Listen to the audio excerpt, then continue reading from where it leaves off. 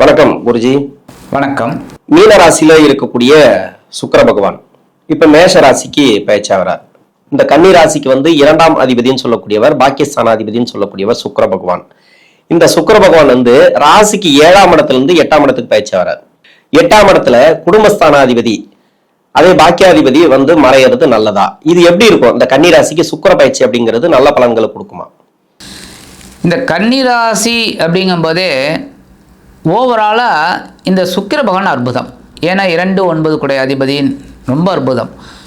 ஆனால் 8ஆம் இடத்துல மறைகிறார் அப்படிங்கும்போதே தனவரவு கொஞ்சம் டைட்டாக இருந்தாலும் சந்தோஷத்துக்கு குறைவே இருக்காது. ஏன்னா சுக்கிர பகவான் 8ஆம் இடத்துல மறைஞ்சால் கூட ஒரு நன்மையை தான் செய்வார். ஏன்னா புதனும் அப்படி தான், சுக்கிரனும் அப்படி தான். ஆனால் அதே சமயம் பாக்யாதிபதி அப்படிங்கும்போதே தந்தையாரோட உடல் ஆரோக்கியத்தில் கவனமாக இருக்கணும். பிதுரார்ஜ சொத்துக்கள் அதெல்லாம் வரத்துக்கு கொஞ்சம் வாய்ப்புகள் கம்மி தான். ஏன்னா 9ஆம் இடத்து அதிபதி பறையக்கூடாது. அதே சமயம் 2ஆம் இடத்து அதிபதி பரவாயில்லைங்கிற மாதிரி இருக்கும். இவங்களுக்கு தனவரவு டைட்டாக இருந்தாலும் கரெக்டான நேரத்துக்கு இவங்களுக்கு கிடைச்சிடும்.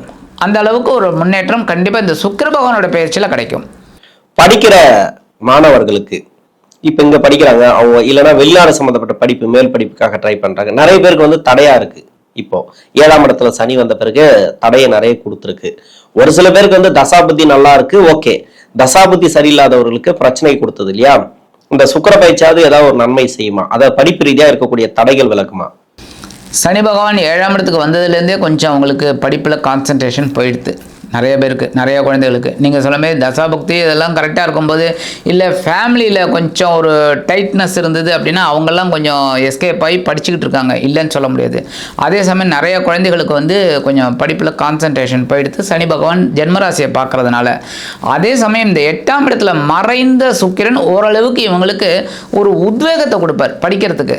ஸோ இதை அவங்க வந்து பிடிச்சிக்கிட்டு இந்த 25 நாளும் நல்லா படிக்கணும் அப்படிங்கிற ஒரு கான்சன்ட்ரேஷனில் படித்தாங்க அப்படின்னா கண்டிப்பாக ஒரு உயர்வு இருக்கு. ஸோ கவனம் கண்டிப்பாக வேணும்.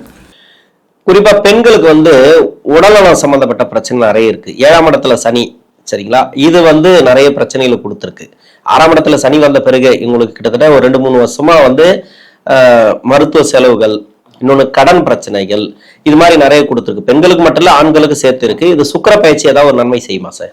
இந்த சுக்கிரன் மறைவு அப்படிங்கிறதுனால கொஞ்சம் இவங்களுக்கு வந்து மருத்துவ செலவுகள் குறையலாம். ஆனால் ஃபுல்லாக கம்ப்ளீட் ஆகும்னு சொல்ல முடியாது. பரவாயில்ல, கொஞ்சம், அதாவது இதை விட அது பரவாயில்லைங்கிற மாதிரி இருக்குது பாருங்கள். அதாவது something is better then nothing அப்படின்னு ஒரு இது இருக்குது, ப்ராவர்பு. அதுமாரி இதை விட அது கொஞ்சம் பரவாயில்லைங்கிற மாதிரி ஒரு சிச்சுவேஷன் அவங்களுக்கு கிடைக்கும். இருந்தாலும் இவங்க உடல் ஆரோக்கியத்தில் கவனம் எடுத்துக்கிறது ரொம்ப ரொம்ப விசேஷம்.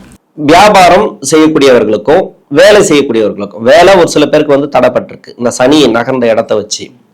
இன்னொன்று வந்து வெளிநாடுல இருக்கக்கூடியவர்களுக்கும் வேலை தடைப்பட்டிருக்கு. வேலை கிடைக்குமா அப்படின்னு ட்ரை பண்ணிட்டு இருக்காங்க. 7ஆம் இடத்துல சனியை வந்து கொஞ்சம் பிரச்சனைகள் தான். ஏன்னா 6ஆம் அதிபதி அவரு வந்து 5ஆம் அதிபதியா வரக்கூடியவர். இன்னொன்று வந்து இது மாதிரி கிரக நகரங்களால நிறைய பேருக்கு பிரச்சனைகளை அனுபவிச்சுட்டு வராங்க. அதுலயும் தசா புத்தியா ஒரு சில பேருக்கு வீக்கா இருக்கும். ஏன்னா அதுல வந்து சனி தசையே இருக்கு, குரு தசையே இருக்கு. இதெல்லாம் வந்து நிறைய பிரச்சனைகளை கொடுத்துருக்கு. இவங்களுக்கெல்லாம் இந்த சுக்கிர பயிற்சி ஓரளவுக்கு நன்மையாவது கொடுக்குமா? கண்டிப்பாக. ஏன்னா 8ஆம் பாவம் மறைவு அப்படின்னாலும் எதிர்பாராத ஒரு முன்னேற்றத்தையும் கொடுக்கறதுக்கு சுக்கிர பகவான் கண்டிப்பாக அனுகிரகம் பண்ணுவார். ஏன்னா 8ஆம் இடம் அப்படின்னாலே இப்படியும் நடக்கும், அப்படியும் நடக்கும். அதனால தான் அந்த 8ஆம் பாவத்தில் ஆயுள் ஸ்தானத்தை வச்சான். ஏன்னா ஆயுள் நமக்கு தெரியவே தெரியாது, ஆயுள் தீர்க்கம் அதெல்லாம் நிறைய இருக்குது. அந்த மாதிரி இருக்கும்போது எதிர்பாராத நன்மை, எதிர்பாராத திருப்பங்கள், எதிர்பாராத தனவரவு இதெல்லாம் கிடைக்கிறதுக்கு கண்டிப்பாக வாய்ப்பு இருக்குது. அப்படி இருக்கும்போது உத்தியோகத்தில் ஒரு மாற்றம், ஒரு உயர்வோட ஒரு மாற்றம், அதேமாதிரி தொழில் வியாபாரத்தில் ஒரு மாற்றம், வெளிநாட்டில் இருக்கிறவங்களுக்கு ஒரு அபரிமிதமான ஒரு வளர்ச்சி, இதெல்லாம் எதிர்பாராமல் கிடைக்கிறதுக்கும் ஒரு முன்னேற்றம் இருக்குது. வெளிநாட்டில் இருக்கிறவங்களுக்கு அந்த வேலை வாய்ப்பெல்லாம் எப்படி இருக்கும்? இல்லை இங்கே இருக்கிறவங்களுக்கு வேலை வாய்ப்பு எப்படி இருக்கும்? வேலை வாய்ப்பு அப்படிங்கும்போதே இந்த 8ஆம் இடத்துக்கு வரக்கூடிய சுக்கிர பகவான் கண்டிப்பாக நன்மையை தான் செய்வார். அஷ்டமாக வேலை ரீதியாக கண்டிப்பாக ஒரு நன்மையை தான் செய்வார். அப்போ இவங்க வந்து உடல் ஆரோக்கியத்தில் மட்டும் கவனம் எடுத்துக்கிட்டால் போதும். மற்றபடி இவங்களுக்கு ஒரு பிரைட் ஃபியூச்சர் கண்டிப்பாக இருக்குது. பொதுவாகவே இந்த கன்னி ராசிக்கு என்ன மாதிரியான பலன்கள் சுக்கிர பயிற்சினால்? ஏன்னா 2ஆம் அதிபதி பாக்கியாதிபதினு சொல்லக்கூடிய ஒரு சுக்கிரன் என்ன பலன்களை கொடுப்பார்? இந்த சுக்கிர பகவான் கன்னி ராசிக்கு ஒரு மிகப்பெரிய பலாபலன் கொடுப்பார் அப்படிங்கிறத விட கண்டிப்பாக 8ஆம் இடத்துல மறைந்து அவர் சில நன்மைகளை கண்டிப்பாக கொடுப்பார். பொருளாதார ரீதியாக ஒரு ஏற்றம் இறக்கம் இருந்தாலும் இவங்களோட சில விஷயங்கள் அற்புதமாக நிறைவேறும். ஏன்னா வருமானம் கண்டிப்பாக வந்துடும். அந்த வருமானத்தை வச்சு அவங்களோட ப்ராப்ளம், அவங்களோட இதெல்லாம் அப்படியே சரி பண்ணியிருப்பாங்க. ஸோ பிரச்சனை இல்லை. அதேமாதிரி உத்தியோகம், தொழில், வியாபாரம் எல்லாமே வந்து ஓரளவுக்கு இவங்களுக்கு ஒரு முன்னேற்றத்தை கண்டிப்பாக இந்த அஷ்டம ராசியில் மறையக்கூடிய சுக்கிரன் கண்டிப்பாக கொடுப்பார். ஏன்னா இன்பம், சிற்றின்பம் அப்படின்னாலும் சரி, பேரின்பம் அப்படின்னாலும் சரி, மறைந்தது தான். இன்பம்னாலே மறைந்தது தான். துன்பம் தான் பார்த்திங்கன்னா டக்குன்னு எல்லாரோட முகத்துலேயும் தெரிஞ்சிடும். ஒரு கஷ்டத்தில் இருக்கான், உடல் ஆரோக்கியம் இதில் இருக்கான் அப்படின்னா டக்குன்னு தெரிஞ்சிடும், முகம் பார்த்தாலே தெரிஞ்சிடும்.